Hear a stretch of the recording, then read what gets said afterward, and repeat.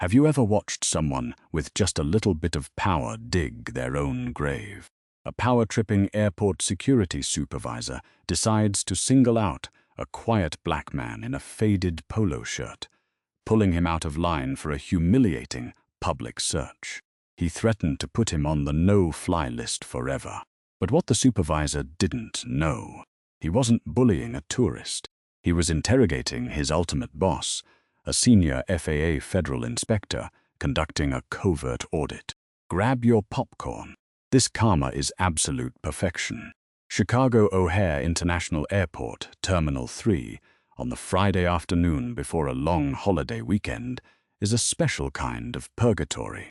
The air is thick with the scent of stale roasted coffee, industrial floor wax, and the palpable, sweaty anxiety of 10,000 people terrified of missing their flights. The concourse is a deafening symphony of rolling suitcase wheels, clacking over terrazzo tiles, gate announcements echoing through blown-out overhead speakers, and the collective groans of passengers staring at delayed departure boards. Navigating through this chaotic sea of humanity was Arthur Pendleton.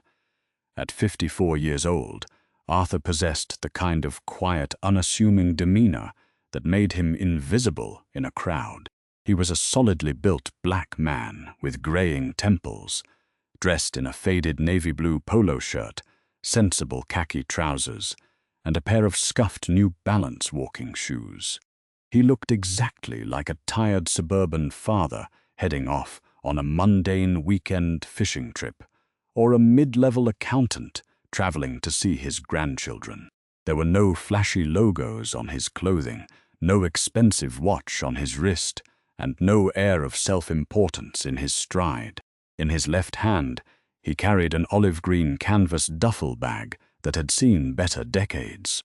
In his right hand, however, was something slightly out of place, a heavy-duty, reinforced black Pelican briefcase, secured with two thick steel padlocks. To the casual observer, Arthur was a nobody, but in the highly classified circles of federal aviation security, Arthur Pendleton was a phantom. Arthur was a senior inspector for the Federal Aviation Administration's elite covert testing division, commonly known within the agency as the Red Team. His job was to travel across the country, adopting various personas and intentionally testing the security vulnerabilities of the nation's largest and busiest airports. He tested the scanners, he tested the protocols, and, most importantly, he tested the people. Today, Arthur was at O'Hare to conduct a surprise audit of Checkpoint 7. Washington had been receiving a disturbing string of anonymous complaints regarding civil rights violations, blatant racial profiling, and aggressive circumvention of federal screening protocols by a specific shift of supervisors at this terminal. The complaints painted a picture of a rogue checkpoint operating under its own draconian laws, terrorizing minority passengers and those who didn't look wealthy enough to fight back. Arthur's directive was simple: blend in, act as a civilian, and see what happens when the net is cast. Arthur adjusted his grip on the Pelican case and joined the back of the standard security line. He intentionally bypassed the expedited TSA pre-check lane. He wanted the raw, unfiltered experience of the general public. The queue was a winding snake of blue velvet stanchions, filled with irritable travelers shifting from foot to foot. Arthur stood quietly, observing the ecosystem of the checkpoint. A seasoned inspector's eyes never stop recording. He noted the angle of the security cameras, the pacing of the document checkers, and the body language of the officers working the X-ray conveyor belts. Up ahead, standing near the metal detectors, with his hands resting on his tactical belt, was Supervisor Richard Stanton. Stanton was a man who clearly believed he was the main character in an action movie that no one else was filming. He had a tight, military-style buzz cut, a uniform shirt tailored half a size too small to emphasize his biceps, and a polished silver badge that he kept perfectly shined. He paced the floor with a predatory swagger, his eyes darting across the line of passengers, not with the vigilance of a protector, but with the hunger of a bully looking for a target. Stanton barked orders at his younger subordinates, pointing aggressively at bins and treating the exhausted travelers like maximum security inmates. Arthur watched Stanton with detached, clinical interest. "There's the problem child," Arthur thought, mentally noting Stanton's name badge. As the line inched forward, Arthur finally reached the first podium. A weary, older document checker named Martha scanned his boarding pass and inspected his driver's license. She handed them back with a polite, exhausted nod. "Have a good flight, Mr. Pendleton," Martha mumbled, her eyes already shifting to the passenger behind him. "Thank you, ma'am." "You have a good shift," Arthur replied warmly, slipping his ID back into his wallet. He moved forward into the screening area, where the real theater of security began. The air here was tense. Passengers were frantically unlacing boots, yanking laptops out of backpacks, and shedding jackets as if the bins were about to detonate. Arthur moved methodically. He didn't rush, nor did he dawdle.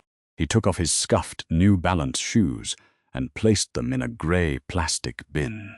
He laid his olive duffel bag flat on the conveyor belt. Finally, he carefully placed the locked black Pelican case into a separate bin all by itself. From 30 feet away, Supervisor Richard Stanton stopped his pacing. His eyes locked onto Arthur.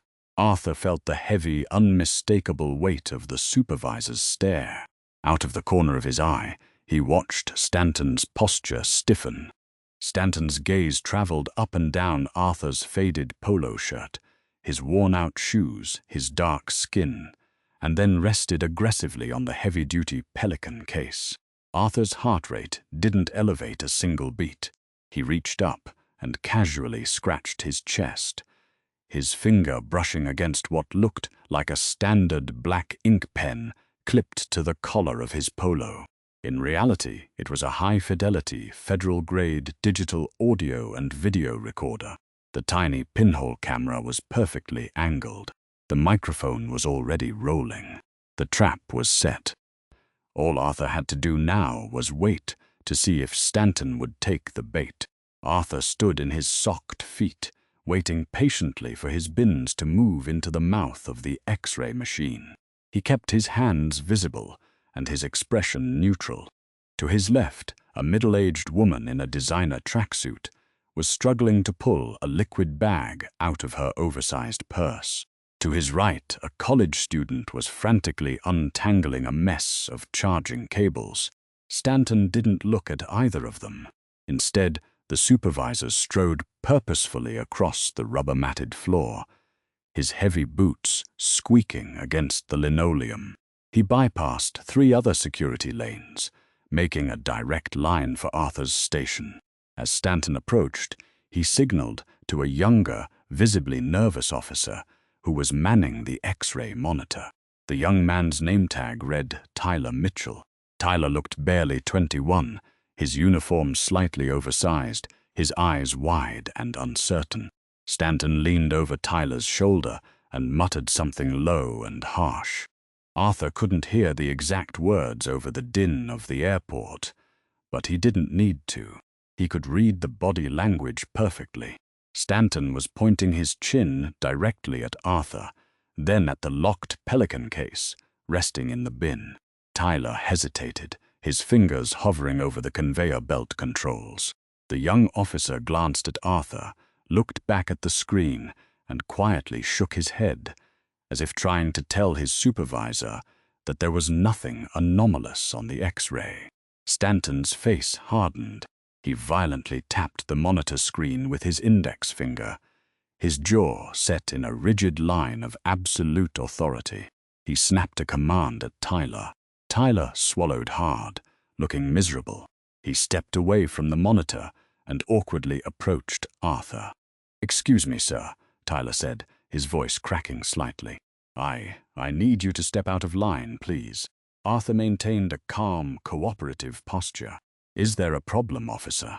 he asked, his tone perfectly even and respectful. Before Tyler could answer, Supervisor Stanton forcefully shoved his way past the younger man, physically inserting himself into Arthur's personal space. Stanton stood uncomfortably close, trying to use his height and his uniform to intimidate.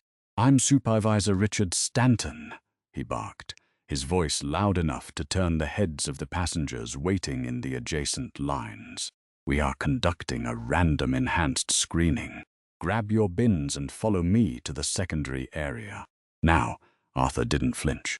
In his mind, he was rapidly cycling through the Federal Aviation Administration Standard Operating Procedures. Section 4, Paragraph 8. Random enhanced screenings are generated by the Automated Secure Flight System, denoted by the SSSS, printed on the boarding pass. Manual intervention by a supervisor requires documented behavioral anomalies or a direct hit on the X-ray for prohibited items. Arthur had displayed no behavioral anomalies, and Tyler's reaction confirmed the X-ray was clear. This was a purely discriminatory pull. "I understand," Arthur said mildly, looking Stanton in the eye. "However, my boarding pass did not have the secondary screening designation. Could you clarify what prompted this manual selection?" Stanton's eyes narrowed into dangerous slits. He was clearly unaccustomed to being questioned by anyone, let alone a man he had already summarily judged as beneath him. A vein began to throb visibly in the supervisor's thick neck. "I don't care what your little piece of paper says," Stanton sneered, his voice dripping with condescension. "I make the calls in this terminal. You fit a profile for enhanced screening. Now, do you want to fly today, or do you want to end up in a holding cell answering questions from the airport police?" Behind Arthur, the line had ground to a halt. The tension in the air was thick and suffocating. A woman directly behind Arthur, a middle-aged, affluent-looking passenger named Susan Abernathy, clutching a Louis Vuitton tote, let out a loud, exaggerated sigh of annoyance.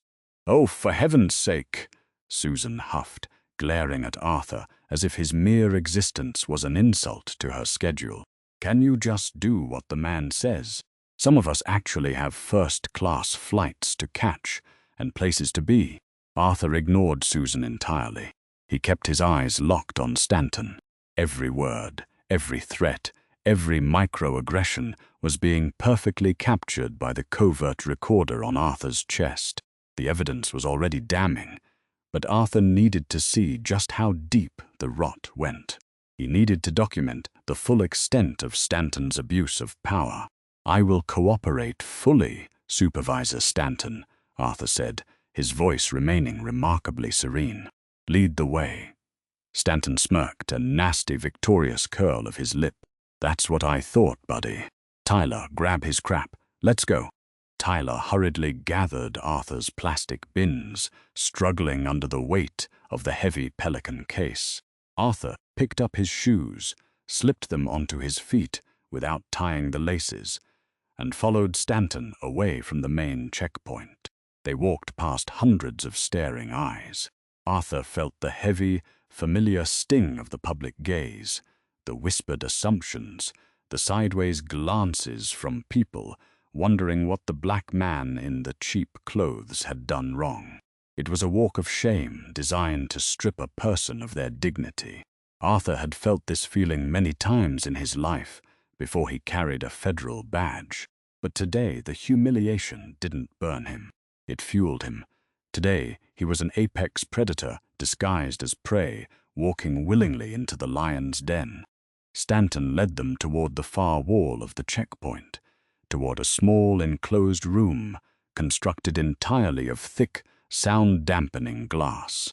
It was the secondary screening room, colloquially known among security staff as the fishbowl. It was intentionally designed to be visible to the entire concourse, turning the passengers' search into a public spectacle, maximizing the psychological pressure. Stanton shoved the glass door open and gestured aggressively for Arthur to enter. "Inside," Stanton ordered. "Stand on the mat. Spread your feet." Arthur stepped into the sterile, brightly lit room. Tyler followed nervously, placing the bins containing Arthur's duffel bag and the locked Pelican case onto the metal inspection table. Tyler backed away into the corner of the room, looking like a kid who desperately wanted to be anywhere else. Stanton stepped inside and let the heavy glass door swing shut behind him. The dull roar of the airport terminal was instantly muted, replaced by the chilling silence of the interrogation room. Stanton walked over to the wall dispenser and pulled out a pair of bright blue nitrile gloves.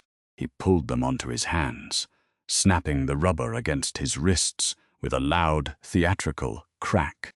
"All right, pal," Stanton said, his voice dropping into a low, threatening register. "Let's see what you're trying to sneak through my airport." The air inside the glass box was stifling, smelling faintly of harsh chemical disinfectant and stale sweat. Outside the transparent walls, streams of passengers hurried past, occasionally throwing wide-eyed glances at the man being detained. Arthur stood perfectly still in the center of the rubber mat, his hands clasped loosely in front of him, radiating an unnatural calm that seemed to infuriate Supervisor Stanton even more. Stanton approached the metal inspection table, where Tyler had placed Arthur's belongings. He didn't start with a pat-down. He went straight for the luggage, determined to find justification for his illegal stop. He unzipped the olive-green canvas duffel bag with aggressive force. Inside were Arthur's personal items for the 3-day trip: neatly folded polo shirts, pairs of rolled-up slacks, basic toiletries in a clear plastic quart bag, and a few paperback novels. It was the most unremarkable luggage in the world.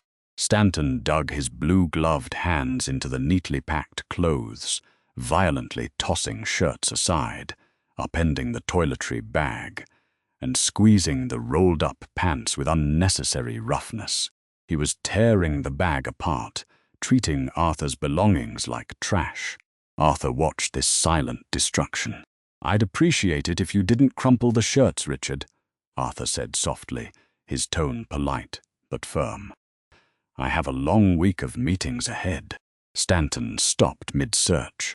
He slowly turned his head, his eyes burning with a toxic mix of authority and racial contempt. "It's Supervisor Stanton to you," he spat, pointing a gloved finger directly at Arthur's chest, inches from the hidden camera. "And you don't dictate how I do my job. You don't have rights in this room. You surrendered them the moment you walked into my checkpoint. I can hold you here until your flight takes off. I can hold you here until tomorrow. You speak only when I ask you a question. Do you understand me?" Arthur did not nod. He did not blink. He simply registered the severe constitutional violation Stanton had just uttered on a federal recording. Strike two, Arthur thought. Finding nothing but cotton and toothpaste in the duffel bag, Stanton turned his attention to the heavy black Pelican case, sitting in the adjacent bin. He grabbed the thick plastic handle and tried to yank it open. The heavy-duty steel padlocks clinked loudly against the hard shell, holding the case tightly shut. Stanton rattled the locks violently. "Open this," he commanded. "I cannot do that," Arthur replied evenly. Stanton let go of the handle, crossing his arms over his chest. "Excuse me, did you just say no to a federal security officer?" "I did," Arthur stated, his voice remaining level. "That case contains highly sensitive corporate documents and proprietary data. It has already passed through your X-ray machine.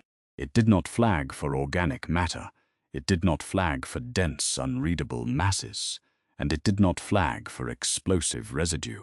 Therefore, under the Transportation Security Administration's own federal operating guidelines, You have no probable cause to demand the opening of a locked container without explicit X-ray suspicion. Arthur was quoting the manual verbatim. It was a flawless textbook recitation of the law. Stanton's face flushed a deep, ugly shade of magenta. His ego, already fragile, shattered against Arthur's unyielding knowledge of the law. The racist undertones that had been simmering beneath the surface suddenly boiled over. Corporate documents. Stanton laughed, a harsh, grating sound that bounced off the glass walls. He looked Arthur up and down with blatant disgust. Right, you look like a real CEO, buddy. What are you, the CEO of the local laundromat? You think, because you memorize some terms off the internet, you can come in here and tell me how the law works? In the corner, Officer Tyler Mitchell shifted uncomfortably. He looked terrified. Tyler cleared his throat softly. "A boss?" Tyler interjected, his voice trembling. "Supervisor Stanton, protocol says, if a passenger refuses to open a locked item, and it didn't alarm the X-ray, we're supposed to escalate to the airport police department and wait for an EOD dog. We can't legally force it open without." "Shut up, Tyler," Stanton roared, spinning around to glare at the young man. "Did I ask for your input? I am securing this terminal. Look at this guy. He's sweating, he's evasive, he's uncooperative, and he's deliberately impeding a federal investigation." Arthur wasn't sweating. He wasn't evasive. He was standing with the relaxed posture of a man waiting for a bus. Stanton turned back to Arthur, his chest puffed out, fueled by pure, unadulterated adrenaline and hubris. "I'm going to give you one last chance to give me the keys to these locks. If you don't, I will consider this package a hostile threat, and I will open it myself. And then, I'm putting your name on the federal no-fly list so fast your head will spin. You'll be taking the Greyhound bus for the rest of your pathetic life." Arthur took a slow, deliberate breath. He raised his right hand, palm open, in a gesture of warning. "I strongly advise you not to try and breach those locks, Supervisor Stanton," Arthur said, dropping the polite passenger act just a fraction. His voice deepened, carrying the sudden, heavy weight of command. Doing so would be a direct violation of United States Code Title 49. It will not just cost you your job today. It will end your career and result in federal criminal charges. Step away from the case. For a split second, a flicker of doubt crossed Stanton's eyes. The way Arthur spoke, the absolute, unshakable confidence, was entirely incongruous with the profile of a frightened civilian. But Stanton was too far gone.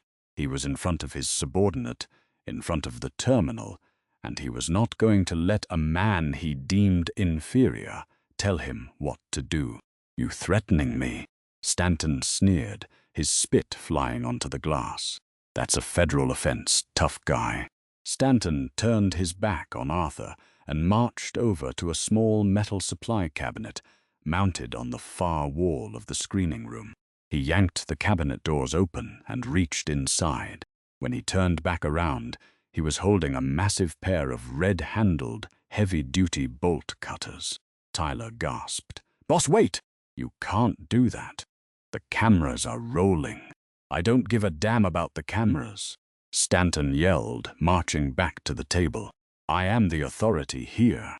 Stanton hoisted the heavy bolt cutters, positioning the steel jaws over the shackle of the first padlock on the Pelican case. Arthur did not move to stop him. His heart rate remained perfectly steady. The trap had not just been sprung. The prey had locked the cage from the inside. Arthur simply watched, ensuring his hidden camera had a clear, unobstructed view of Stanton's face and the tool in his hands. "Last chance," Stanton growled, his face twisted in rage. "Proceed," Arthur said softly. Stanton squeezed the long red handles together with all his strength. The thick steel of the bolt cutters bit into the padlock. The veins in Stanton's forearms bulged as he applied pressure. With a deafening metallic snap that echoed loudly in the small room, The first lock broke. The steel shackle hit the metal table with a sharp clatter. The point of no return had officially been crossed. The escalation was complete, and Supervisor Richard Stanton had absolutely no idea what was waiting for him inside that box. The metallic echo of the first broken lock hung in the air of the sound-dampened screening room. Outside the glass walls, the terminal continued its frantic pace, entirely unaware that a career-ending detonation was about to occur inside the fishbowl. Supervisor Richard Stanton barely paused to relish his supposed victory. He swiftly repositioned the heavy red jaws of the bolt cutters over the second steel padlock. He squeezed the handles, his face red with exertion, until the second lock gave way with another violent snap. The broken shackle hit the table, joining the first piece of destroyed property. Stanton tossed the heavy bolt cutters onto the metal table. They landed with a jarring clang that made young officer Tyler Mitchell flinch in the corner. Stanton wiped a bead of sweat from his forehead. A triumphant sneer plastered across his face. "Now," Stanton breathed heavily, stepping up to the Pelican case. "Let's see what you've been hiding from me, Mr. Pendleton." Arthur did not move a muscle. He stood firmly on the rubber mat, his posture impeccably straight, observing Stanton with the detached clinical gaze of a scientist watching a rat spring its own trap. Stanton gripped the heavy plastic latches of the Pelican case and threw the lid open. He leaned forward aggressively, expecting to find bricks of narcotics, stacks of undeclared currency, or perhaps an illegal firearm. He was ready to play the hero, ready to drag Arthur out of the room in handcuffs and parade him in front of the terminal. Instead, Stanton froze. The sneer on his face slowly dissolved, replaced by a slack-jawed expression of profound confusion. There were no drugs. There were no weapons. Inside the case, nestled in precisely cut, high-density polyethylene foam, was a collection of items that made absolutely zero sense in the context of a civilian passenger. Stanton's eyes darted across the contents. Item 1. A heavily encrypted, military-grade satellite smartphone bearing the engraved seal of the Department of Homeland Security. Item 2. A thick leather-bound manifest binder. The cover was stamped with gold foil lettering, Federal Aviation Administration, Covert Testing Division, eyes only. Item 3. A sophisticated multi-spectrum radio frequency scanner used strictly by federal agents to detect unauthorized transmission bugs in secure terminals. Item 4. A solid gold, heavily enameled federal badge sitting perfectly flush in its foam cutout alongside a laminated photo identification card. Stanton's hand trembled as he reached out and hovered over the badge. He didn't want to touch it. It was as if the gold shield was emitting a toxic radiation. His eyes drifted to the laminated ID card. The photo was unmistakably the man standing behind him. The text next to the photo was unambiguous. Arthur Pendleton, Senior Inspector, Red Team Federal Aviation Agrandistran Clearance, Top Secret CI. The silence in the room was suddenly absolute. The rushing sound of blood pounding in Stanton's ears was the only thing he could hear. The oxygen seemed to have been violently sucked out of the small glass box. Behind him, Arthur's voice finally broke the silence. It was no longer the polite, deferential tone of a weary traveler. It was a voice forged in the halls of federal power, sharp, cold, and utterly authoritative. "I warned you, Richard," Arthur said, taking a slow, measured step forward. "I explicitly advised you of Title 49. You chose to ignore federal law, bypass your own operating procedures, and willfully destroy government property." Stanton slowly turned around. The color had completely drained from his face, leaving him a sickly, ashen gray. He looked at Arthur, then back at the badge, his brain desperately trying to reject the reality of the situation. You're Stanton stammered, his voice dropping 3 octaves into a pathetic, reedy whisper. Arthur reached into his back pocket, pulling out a slim leather wallet. He flipped it open, revealing a duplicate federal shield and his credentials. He held it up to Stanton's eye level. Arthur Pendleton, Senior Federal Inspector, FAA Covert Operations, Arthur stated, each word striking Stanton like a physical blow. I report directly to FAA Administrator Michael Whitaker and the Office of the Inspector General in Washington, D.C. I am here conducting an unannounced, Level 5 covert audit of this terminal's security personnel, and you, Supervisor Stanton, have just spectacularly failed. In the corner, Officer Tyler Mitchell let out a sound that was half gasp, half sob. The young man pressed himself against the glass wall, looking as if he wished the floor would swallow him whole. Stanton's military-style bravado evaporated. His broad shoulders slumped, and he took a shaky step backward, nearly tripping over the leg of the inspection table. The realization of what he had done, the man he had bullied, the constitutional rights he had trampled, the federal locks he had just destroyed on camera, crashed down upon him with the weight of an anvil. Stanton swallowed hard, a thin sheen of panic sweat breaking out on his bald scalp. You didn't identify yourself. If you had just told me you were an inspector. If I had told you who I was, I wouldn't have seen who you are. Arthur interrupted, his voice slicing through Stanton's excuses like a scalpel. My job is to test the integrity of this checkpoint when no one is looking. And what I found is a supervisor who uses his badge to terrorize minorities, bypasses standard operating procedures for personal vendettas, and escalates to illegal search and seizure without a shred of probable cause. Arthur reached up to the collar of his faded polo shirt and tapped the black pen. Furthermore, Arthur continued, his eyes locked onto Stanton's terrified gaze. This is a federal-grade recording device. It has captured every threat, every microaggression, and every illegal command you issued since I stepped into this line. It has captured you, explicitly stating that I surrendered my civil rights when I walked into your checkpoint. Stanton looked at the pen, his eyes widening in pure horror.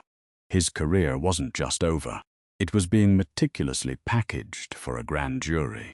Please, Inspector, Stanton begged, his voice trembling, all traces of the alpha male predator gone. Let's keep this in the room. I made a mistake. I was stressed. The holiday weekend. I can replace the locks. We can't do anything, Richard, Arthur said coldly. You don't have the authority to negotiate with me. In fact, as of this exact second, you don't have authority over anything. Arthur turned his back on the hyperventilating supervisor and reached into the open Pelican case. He bypassed the manifest binder and picked up the encrypted DHS satellite phone. He dialed a 3-digit internal sequence and held the receiver to his ear. Pendleton, Arthur spoke into the phone, his voice echoing in the quiet room. Audit complete at Terminal 3, Checkpoint 7. Code red. I have a rogue supervisor, unauthorized property destruction, and a civil rights violation on tape. Dispatch Captain James Donovan of the Airport Police to my location immediately. Tell him to bring federal holding restraints.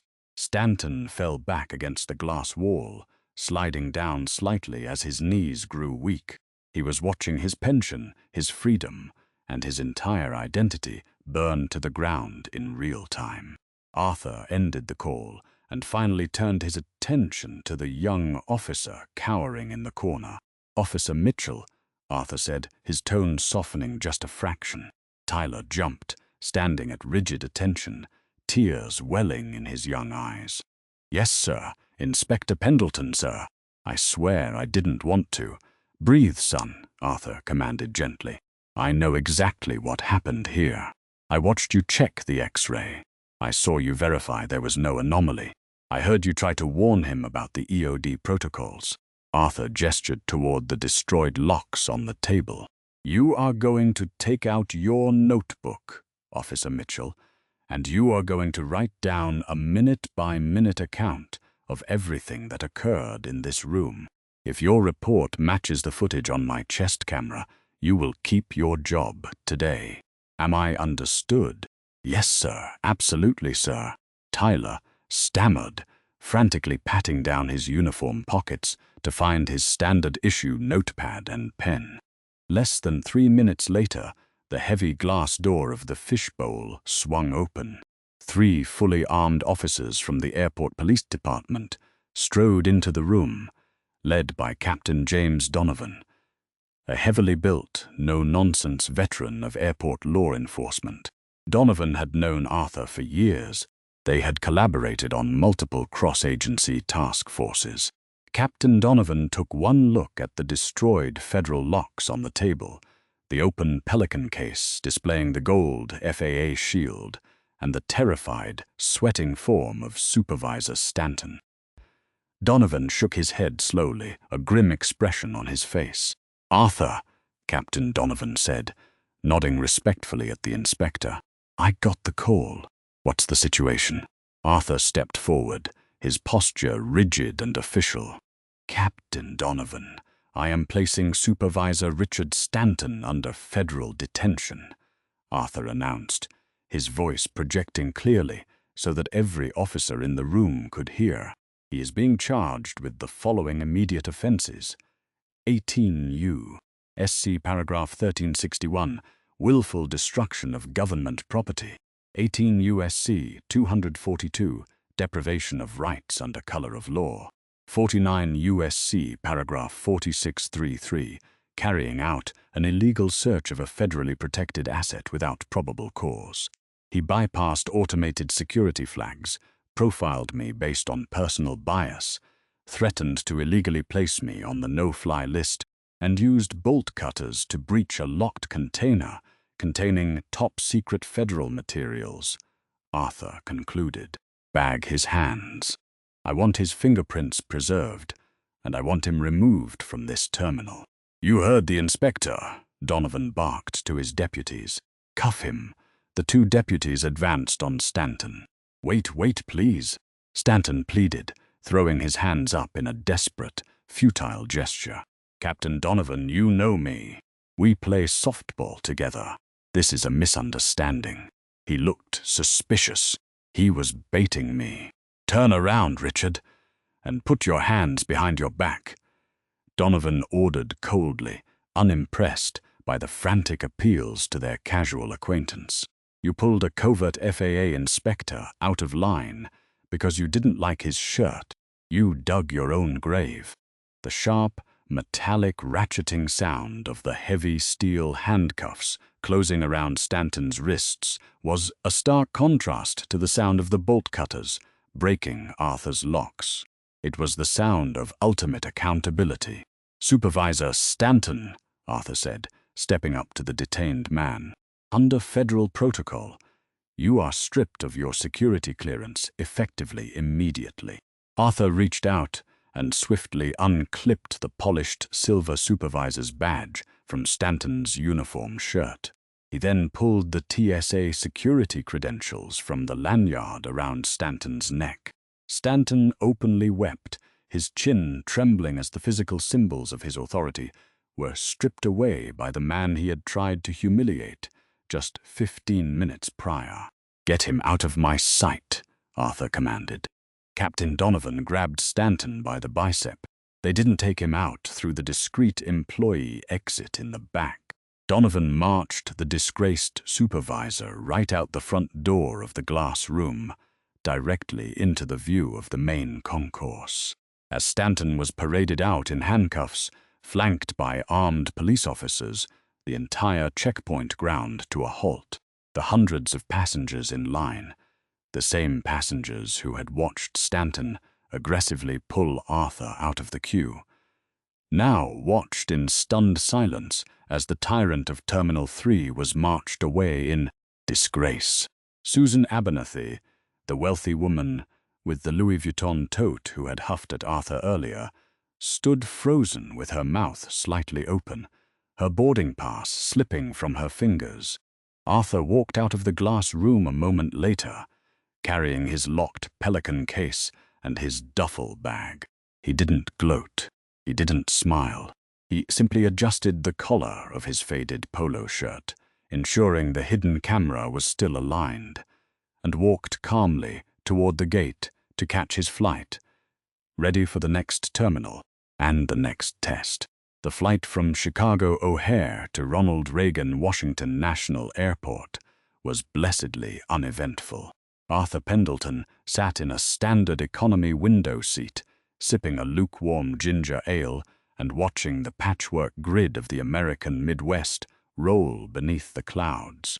He hadn't upgraded to first class, despite his federal travel authorization allowing for it. He preferred the anonymity of coach.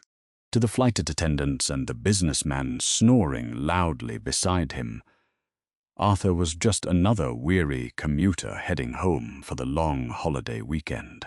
But beneath his calm exterior, Arthur was already constructing the framework of his post-action report. The heavy Pelican case, now missing its steel padlocks, was safely stowed in the overhead bin. The digital audio and video recorder, disguised as a cheap black pen, was resting securely in his breast pocket. By the time Arthur's flight touched down on the tarmac in Washington, D.C., the shockwaves of his covert audit were already tearing through the administrative levels of federal aviation security. At 8 a.m. on Monday morning, the atmosphere inside the Federal Aviation Administration headquarters on Independence Avenue was electric with tension. Arthur sat at the head of a long mahogany conference table in a secure windowless briefing room on the 8th floor. Across from him sat some of the most powerful figures in transportation security, including FAA Administrator Michael Whitaker, the Deputy Inspector General of the Department of Transportation, and Thomas Bennett, the Federal Security Director assigned to the Great Lakes region, which oversaw O'Hare. A large flat-screen monitor dominated the far wall. The room was deathly silent as the high-definition footage from Arthur's chest camera played out in real time. They watched Richard Stanton stalk across the checkpoint. They heard the blatant, unjustified targeting. They listened to the supervisor threaten a passenger with the federal no-fly list simply for asking a question about protocol. When Stanton swung the heavy red bolt cutters and shattered the first padlock, Thomas Bennett buried his face in his hands, letting out a long, exhausted groan. Bennett was a career official who had spent 10 years trying to clean up the reputation of the Chicago checkpoints. Watching one of his own supervisors brutally trample on the Constitution was a visceral gut punch. Arthur paused the video just as Stanton's horrified face came into focus upon seeing the gold FAA shield inside the Pelican case. "Gentlemen," Arthur began, his voice calm but commanding, "what you have just witnessed is not an isolated incident of stress or fatigue. This is a pattern of systemic, predatory behavior. Supervisor Stanton was operating under the assumption of absolute, unchecked authority. He utilized his badge to target a minority traveler, bypassed automated security flags, and intentionally manufactured a hostile environment to justify an illegal search." Administrator Michael Whitaker leaned forward, intertwining his fingers. His expression was grim. "Arthur, we've had anonymous complaints about Checkpoint 7 for 6 months, but we couldn't get anything to stick. The union always protected them, claiming it was just rigorous screening. You've handed us the silver bullet." "It's worse than just Stanton, sir," Arthur added, opening his leather manifest binder. The footage clearly shows the secondary officers operating in a state of fear. Young Officer Tyler Mitchell knew the protocol, but he was actively intimidated into silence by his superior. The rot at O'Hare isn't just one bad apple. It's a localized culture of intimidation that rewards aggression and punishes compliance with federal law. While Arthur was briefing the brass in Washington, a very different kind of meeting was taking place in a sterile interrogation room at the FBI field office in downtown Chicago. Richard Stanton sat slouched in a metal chair, still wearing his uniform trousers, though his badge and epaulets were gone. His arrogant swagger had been completely hollowed out over a weekend spent in a federal holding cell. Sitting across from him was Sarah Jenkins, a ruthless federal prosecutor for the Department of Justice Civil Rights Division, alongside Captain James Donovan. Stanton had spent the last 48 hours trying to spin the narrative. He had demanded his union representative, a notoriously aggressive advocate named David Hodges, who was currently sitting next to Stanton, looking thoroughly annoyed. My client was performing a high-stress job in a post-9/11 security environment, Hodges argued, sliding a typed statement across the table. He observed a passenger acting evasive. The passenger was carrying a locked, heavy-duty case that looked suspicious. Supervisor Stanton made a real-time judgment call to protect the terminal. You can't put a man in federal prison for being overzealous in the defense of the flying public. Sarah Jenkins didn't touch the paper. She didn't even look at Hodges.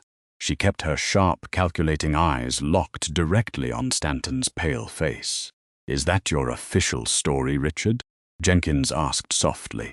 "You're claiming the passenger was evasive? You're claiming you were acting in defense of the public?" "Yes," Stanton choked out, his voice a raspy shadow of its former self. He was challenging my authority. He wouldn't comply. I had to establish control. Jenkins reached under the table and pulled out a remote control. She aimed it at the television, mounted in the corner of the interrogation room.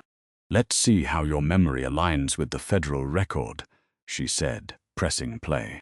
The clear, crisp audio of Arthur Pendleton's polite, steady voice filled the room, followed immediately by Stanton's aggressive, condescending sneer. "I don't care what your little piece of paper says. I make the calls in this terminal. Do you want to fly today, or do you want to end up in a holding cell?" Stanton squeezed his eyes shut. He felt physically sick. Beside him, David Hodges, the union rep who had come prepared to fight tooth and nail, slowly lowered his pen. Hodges stared at the screen, watching Stanton threaten to put a civilian on the no-fly list without an ounce of probable cause. When the footage reached the point where Stanton retrieved the bolt cutters, deliberately ignoring Arthur's explicit warning about Title 49, Hodges quietly pushed his chair back from the table. "I cannot defend this," Hodges muttered, shaking his head. He looked at Stanton with absolute disgust. "You destroyed federal property on a recorded feed. You didn't just violate protocol, Richard. You violated the law. You're on your own." "Wait, David, please," Stanton begged, reaching out as the union rep stood up to leave. Jenkins slapped her hand flat on the metal table, the sound cracking like a whip. "Sit down, Mr. Stanton. Your union cannot save you from the Department of Justice." Jenkins opened a thick manila folder and began laying out the charging documents one by one. "We are formally charging you with deprivation of rights under color of law," Jenkins stated, her voice devoid of any sympathy. "We are charging you with willful destruction of government property. We are charging you with official oppression. If you choose to take this to a jury, I will play this high-definition video of you bullying a black man in a faded polo shirt, only to discover he's a senior federal inspector. The jury will laugh you out of the courtroom right before the judge sentences you to a decade in federal lockup." Stanton began to hyperventilate. The walls of the FBI interrogation room seemed to be closing in, much like the glass walls of the fishbowl had trapped him just days prior. What do you want?" Stanton whispered, tears finally spilling over his eyelashes. "I want your immediate unconditional resignation," Jenkins demanded. "I want a signed guilty plea to the federal property destruction charge, which carries a mandatory 3-year sentence. And I want you to surrender your federal pension. In exchange, I will drop the civil rights charges. You sign the paper, you do your time in a minimum security facility, and you never, ever work in a position of authority for the rest of your natural life." Stanton looked at the paperwork. He looked at the paused frame of the video on the screen, the gold FAA badge gleaming in the Pelican case. His hands shook violently as he reached for the pen. He had wanted to humiliate Arthur Pendleton. Instead, he had completely dismantled his own life. By Wednesday afternoon, the cleansing of Terminal 3 was underway with a swift, merciless precision. The Department of Transportation did not stop at Richard Stanton. Arthur's detailed report, combined with the irrefutable video evidence, triggered a top-down audit of the entire Checkpoint 7 command structure. 3 other supervisors who had turned a blind eye to Stanton's toxic behavior were placed on immediate administrative leave pending investigation. The shift manager was forcibly retired. O'Hare Aviation Commissioner Jamie Rhee released a tightly worded, highly publicized statement emphasizing that the airport would enforce a zero-tolerance policy regarding civil rights violations and the profiling of passengers. The phrase, "accountability at the highest levels," was repeated on every major news network in the Chicago area. But amidst the bureaucratic carnage, there was one unexpected note of grace.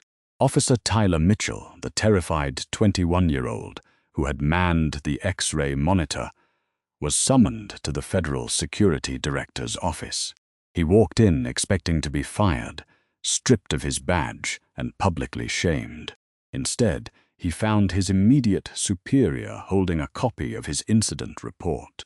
Tyler had followed Arthur Pendleton's instructions to the letter. He had written a painfully honest, minute-by-minute account of the incident in The Fishbowl. He did not lie to protect his supervisor. He admitted that the X-ray was clear, admitted that he knew the EOD protocol, and documented Stanton's aggressive refusal to follow it. Because Tyler's written report flawlessly corroborated the chest cam footage, Arthur had attached a specific addendum to his final file. Officer Mitchell demonstrated severe intimidation under a toxic chain of command, but ultimately chose to document the truth rather than protect a rogue supervisor, recommend intensive retraining and transfer to a new shift rather than termination. The agency needs honesty. We can teach courage later. Tyler kept his job. He was transferred to a quieter terminal, placed under a mentor who valued integrity over intimidation, and eventually became one of the most meticulous, by-the-book document checkers in the airport. He never forgot the quiet, commanding presence of the black man in the faded polo shirt. 2 weeks later, Arthur Pendleton was in his living room in Alexandria, Virginia, packing his bags. The morning sun filtered through the blinds, casting long shadows across the hardwood floor. Arthur stood at his kitchen island, methodically checking his gear. The Pelican case had been fitted with 2 brand-new, heavy-duty steel padlocks. The encrypted DHS satellite phone was fully charged. The gold badge was polished and securely tucked into the custom foam cutout. Arthur's wife, a retired schoolteacher, walked into the kitchen holding a steaming mug of coffee. She leaned against the counter, watching her husband pack. "Heard on the news that a supervisor in Chicago pled guilty to federal charges yesterday," she said, a small, knowing smile playing on her lips. "They didn't release the name of the inspector who caught him. But I saw the way you smiled when the anchor read the story." Arthur chuckled softly, snapping the Pelican case shut. "The system works, sweetheart. Sometimes it just needs a little push from the inside." Does it ever get to you? She asked, her tone shifting to something more gentle and concerned. Having to walk into these places, knowing that someone is going to judge you, profile you, treat you like a criminal just because of the color of your skin or the clothes on your back. Arthur paused. He looked down at his hands, hands that had worked hard his entire life, hands that now held the power to end careers. It used to, Arthur admitted, his voice quiet. Before I got the badge, when I was just a regular guy trying to get from point A to point B, it burned me up inside. The indignity of it, the helplessness. But now, he reached into his duffel bag and pulled out a fresh, slightly wrinkled navy blue polo shirt. He held it up. "Now it's my armor," Arthur said, his eyes reflecting a deep, unshakable resolve. "They look at me and they see an easy target. They see someone they can push around to make themselves feel big. They don't realize that they are looking in a mirror, and I am the reflection of every ugly prejudice they hold. And when the trap snaps shut, I'm not just doing it for the FAA. I'm doing it for every person who ever had to stand in a line and swallow their pride because a bully with a piece of tin decided to play God." Arthur folded the polo shirt and placed it into his bag. He packed his scuffed New Balance walking shoes. He dressed himself carefully, stepping back into the persona of the weary, invisible traveler. His next assignment was in the Pacific Northwest, Seattle-Tacoma International Airport. They had been receiving complaints about the expedited screening lanes. Arthur picked up the heavy black Pelican case. The weight of it was familiar and comforting in his hand. He kissed his wife goodbye, walked out to his waiting car, and headed toward the airport. There were thousands of security officers across the country doing their jobs with honor, diligence, and respect. Arthur knew that. He respected them immensely. But for the ones who used their uniforms to terrorize, for the predators who thought they were untouchable in their glass boxes and velvet-roped kingdoms, a reckoning was always out there. He might be on their next flight. He might be standing in their line. He might be the quiet man with the scuffed shoes and the locked black case, and they would never see him coming until it was far, far too late. What did you think of Arthur's brilliant sting operation? Watching an arrogant bully like Supervisor Stanton dig his own grave and destroy his career is the ultimate definition of instant karma. Arthur's absolute calm, while Stanton broke the law on federal camera, is a masterclass in how to handle a power-tripping tyrant. If you love this satisfying story of justice, accountability, and putting a corrupt official in their place, hit that like button. Share this video with your friends, and subscribe for more incredible real-life drama and revenge stories. Let us know in the comments what you would have done in Arthur's shoes.